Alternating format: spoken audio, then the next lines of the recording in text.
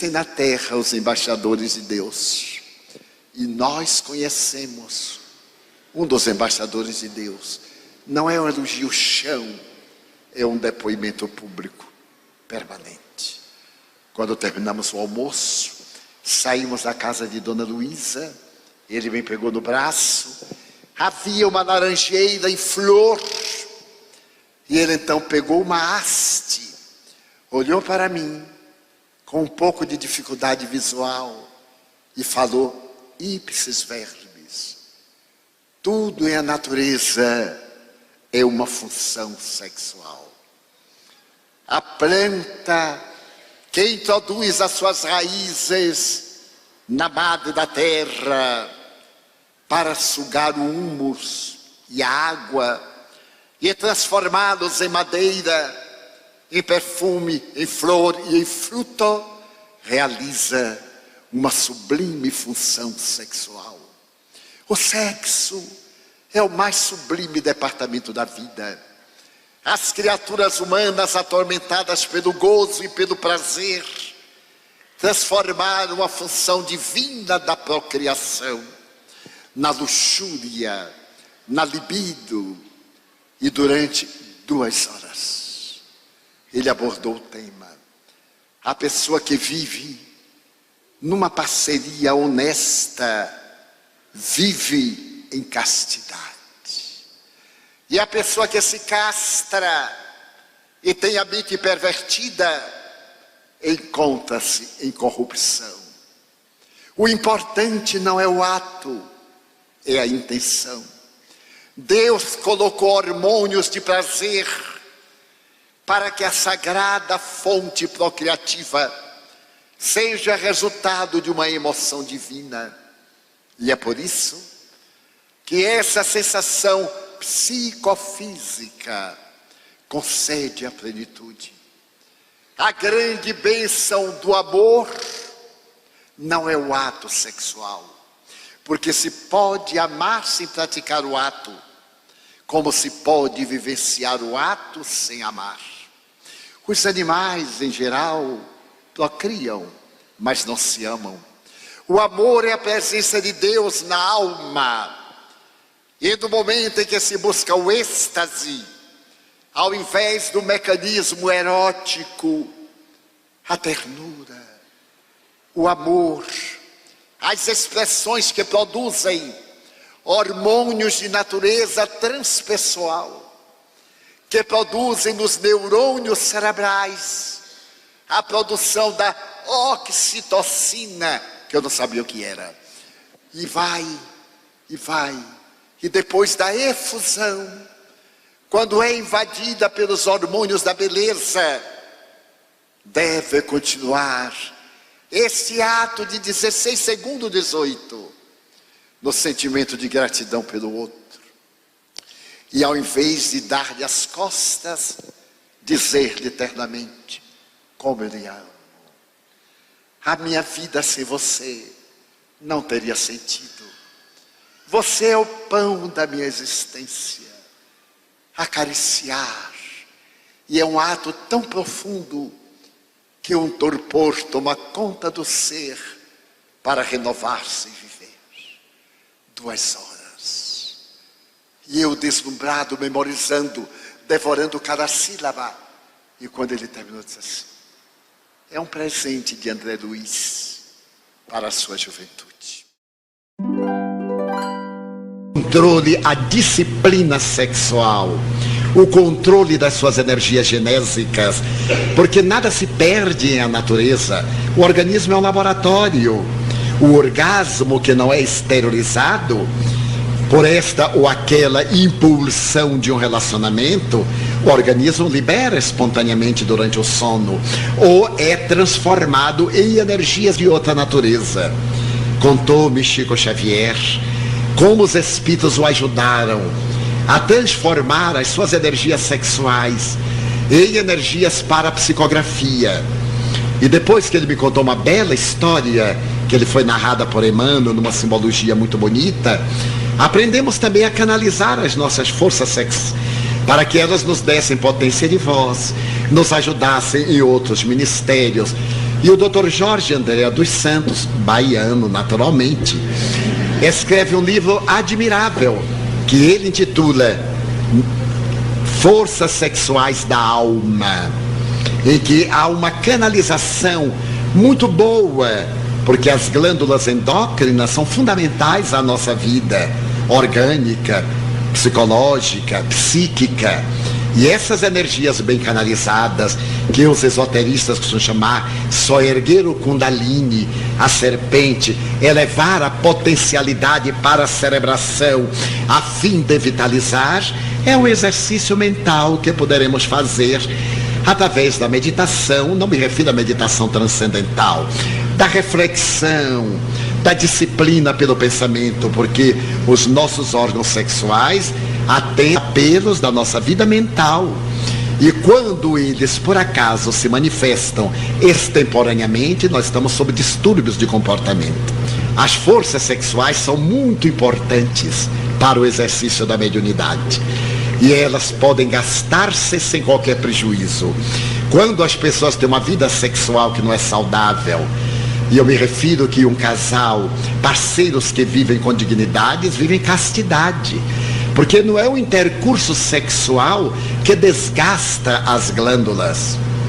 É a mente viciada que lança toxinas nas glândulas sexuais. Porque existem também os hormônios da ternura, o orgasmo do amor psíquico, o êxtase.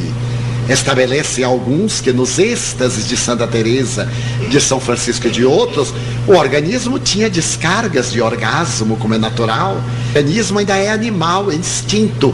No momento da elevação e do êxtase, o corpo reagia conforme a sua finalidade, de uma glândula de secreção externa. Então nós poderemos canalizar essas energias com resultados muito saudáveis, através da nossa vitalidade. Há uma imagem de Buda que às vezes eu uso. E diz: se nós pegarmos uma vela, acendermos o pavio em uma sala fechada, o combustível que mantém a chama demorará, digamos, 8 horas.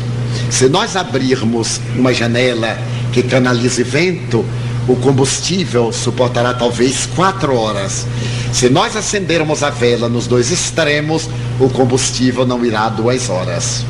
É que vale dizer, quando nós gastamos o combustível com energia, nós multiplicamos o tempo de uso. Quando nós o consumimos demasiadamente, nós desperdiçamos energia e naturalmente se acaba sem que tenhamos uma ideia de tempo e de espaço. Daí os médiuns que exercem saudavelmente a mediunidade devem ter equilíbrio, disciplina, educação sexual, como devem ter educação moral no sentido genésico, no sentido geral, porque não adianta controlar o aparelho genésico e falar da vida alheia, e ter ódio, guardar ressentimento. Conheço pessoas muito bem educadas sexualmente, mas portadoras de um ressentimento terrível, de uma inveja impiedosa, e que adoram crucificar o próximo e dizer: eu vivo em pureza da alma, que também isso é um conflito psicológico. Professor, há algum tempo atrás a gente começou a ouvir sobre aparições de imagens de Nossa Senhora em vidros no Brasil todo. Isso virou um fenômeno. Você acha que o povo está carente? E se ele é portador de mediunidade, ainda mais, transformará as suas energias sexuais em potências energéticas para o desempenho da mediunidade ou da arte. É um Michelangelo, é um Leonardo da Vinci, é um Beethoven, é um Keats, qualquer um, é um grande filósofo, um Kant. Podemos canalizar as energias, o que não devemos é bloqueá-las, implodi-las, mas canalizá-las. O organismo é um laboratório comandado pela mente. Se a mente canaliza energia, vem o desgaste. E quando por acaso elas ainda se apresentam com alta potência, nos sonos e nos sonhos, são eliminadas nos denominados sonhos freudianos. Então a questão está toda dentro das forças morais do indivíduo, que deve naturalmente evitar reincidir nos gravames dos quais procede, não piorando a sua situação. É possível manter o comportamento do padrão moral elevado quando o psiquismo sexual não condiz com a anatomia corporal e a sublimação do desejo corporal não traria o desequilíbrio emocional também? Depende das resistências morais. Eu sou solteiro, sem nenhum conflito, porque disciplinei a mente desde cedo. Criei hábitos, preencho os vazios existenciais com outras motivações. A problemática não é do sexo em si mesmo como departamento orgânico, é da mente.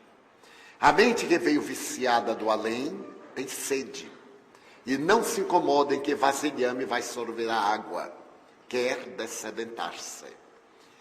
A sublimação de maneira nenhuma gera conflito, porque não é uma imposição que nós programamos para o corpo submeter-se. Como o próprio nome diz, é uma transformação de tendências. Mas o apóstolo Paulo já teve a oportunidade de abordar a questão. Se o indivíduo não puder suportar, abrase-se. Se a situação levar a algum transtorno de natureza patológica, procure a melhor terapia, que seja a satisfação dos seus apetites dentro de um nível de honorabilidade. Que seria o nível de honorabilidade? Respeito por si mesmo, não se permitindo descer às situações promíscuas. Respeito pelo parceiro, não se permitindo uma dependência netamente da libido. Respeito ao grupo social, não pretendendo impor a sua orientação sexual como sendo a que todos devem seguir. Porque, invariavelmente, quando nós temos determinado tipo de comportamento e o consideramos normal e deve ser natural, desejamos, consciente ou inconscientemente, que o mundo mude para estar do nosso lado, quando os outros têm também os seus comportamentos e as suas orientações sexuais. Eu diria àqueles que se encontram nessa transição entre as experiências anteriores e a conquista da paz, que preenchendo as suas horas mentais de ação dignificante, terão um grande contributo para cada dia superar a tendência perturbadora, até o momento em que as suas resistências lhe permitam o equilíbrio. No dia quando encontrar o amor lhe dirá a melhor maneira de comportar-se. O amor e não a paixão. O amor e não o desejo. O desejo tem a rapidez do combustível que vai queimado nas labaredas da ansiedade. O sentimento é o estado de plenificação que dura quando passa o apetite. Normalmente eu coloco a questão nos seguintes termos. A pessoa é casada, o homem, e apresenta-se-lhe um câncer prostático. Faz uma cirurgia radical. A partir deste momento, muda-se-lhe a reação orgânica. Como estava ele exercitado na função sexual do intercurso, e agora esse intercurso, por razões ponderáveis dos hormônios, já não pode acontecer, o que fazer? Enlouquecer? Há milhões de indivíduos nessa situação. A mulher que fica viúva, ou o homem, como comportar-se? É uma questão de hábito mental. Também nós outros, aqueles que estamos solteiros, que optaram pela postura eunuco, naturalmente se criarmos hábitos saudáveis na mente e evitarmos os clichês perniciosos que agora tanto procuram perturbar a sociedade, que é uma sociedade sexual, Não é uma sociedade emocional. Facilmente irá transubstanciando os apetites, irá sublimando as tendências. E se ele é portador de mediunidade, ainda mais, transformará as suas energias sexuais em potências energéticas para o desempenho da mediunidade ou da arte. É um Michelangelo, é um Leonardo da Vinci, é um Beethoven, é um Keats, qualquer um, é um grande filósofo, um Kant. Podemos canalizar as energias, o que não devemos é bloqueá-las, implodi-las, mas canalizá-las. O organismo é um laboratório comandado pela mente. Se a mente canaliza energia, vem o desgaste. E quando por acaso elas ainda se apresentam com alta potência, nos sonos e nos sonhos, são eliminadas nos denominados sonhos freudianos. Então a questão está toda dentro das forças morais do indivíduo, que deve naturalmente evitar reincidir nos gravames dos quais procede, não piorando a sua situação.